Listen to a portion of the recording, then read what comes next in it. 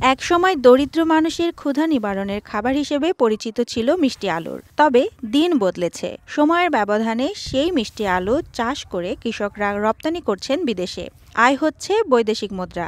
এছাড়া আলু খেতে কাজ করে বাড়তি আয়ের পথ তৈরি হয়েছে স্থানীয়দের। আমি এবার নতুন 16 শতাংশ জমিন একর গাছে শুনে আলু করছি।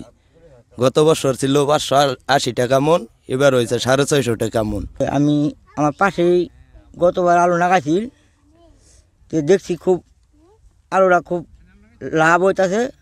মানে অন্য অন্য মৌসুম থেকে খুব যেটা পড়তাছে, তাতে আমি এবার 50 লাগাইছি। শেরপুরের চরাঞ্চলের মাটি মিষ্টি আলু চাষের জন্য উপযোগী।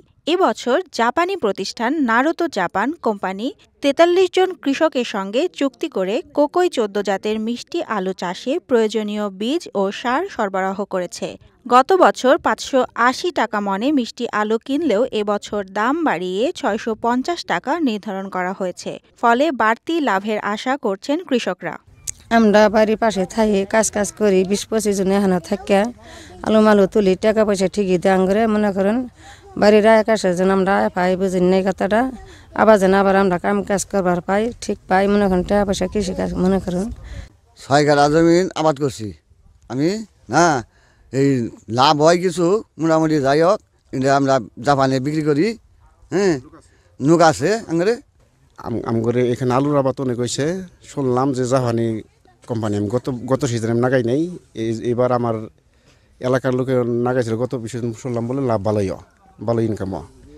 এই জন্যই কোম্পানির পরামর্শ নিয়ে, জাপানি কোম্পানির পরামর্শ নিয়ে আমি এবার লাগাইলাম, ১.৫ জমি লাগাইছি। এরপরে আলুর আবাদ ভালোই দেখা যায়। কোম্পানির লোকে আমগরে অনেক সহযোগিতা করছে। ফেব্রুয়ারি থেকে মার্চ মাসে আলু পরিপক্ব হয়ে তোলার উপযোগী হয়। তখন জাপানি প্রতিষ্ঠানের প্রতিনিধি সরাসরি এসে কৃষকদের কাছ থেকে আলু কেনেন। এই আলু প্রক্রিয়াজাত করে জাপানসহ বিভিন্ন দেশে পাঠানো হয়। এছাড়া দেশের বিভিন্ন সুপার শপেও বিক্রি হয়।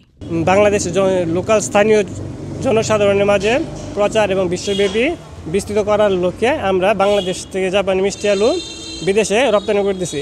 আমরা জাপান, থাইল্যান্ড, মালয়েশিয়াতে রপ্তানি করার পাশাপাশি বাংলাদেশে আপনার সুপার শপ এবং বিভিন্ন রেস্টুরেন্টে মিষ্টি আলু chips, jelly, cake, confectionery item, তাছাড়াও আপনার রোস্টেড মিষ্টি আলু সহ প্রক্রিয়াজাত করে আমরা বিক্রি করতেছি। এদিকে মিষ্টি আলু চাষে কৃষকদের প্রয়োজনীয় সব ধরনের সহযোগিতা করা হচ্ছে বলে জানিয়েছে জেলা কৃষি বিভাগ।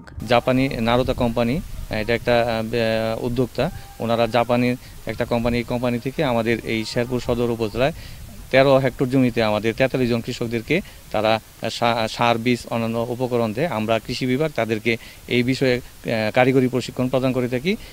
এইখানে উৎপাদিত এই আলুগুলো সরাসরি তারা জাপানে রপ্তানি করে।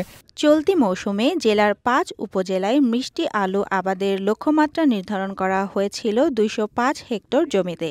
তবে লক্ষ্যমাত্রা ছাড়িয়ে মিষ্টি আলু আবাদ হয়েছে ২১২ হেক্টর জমিতে।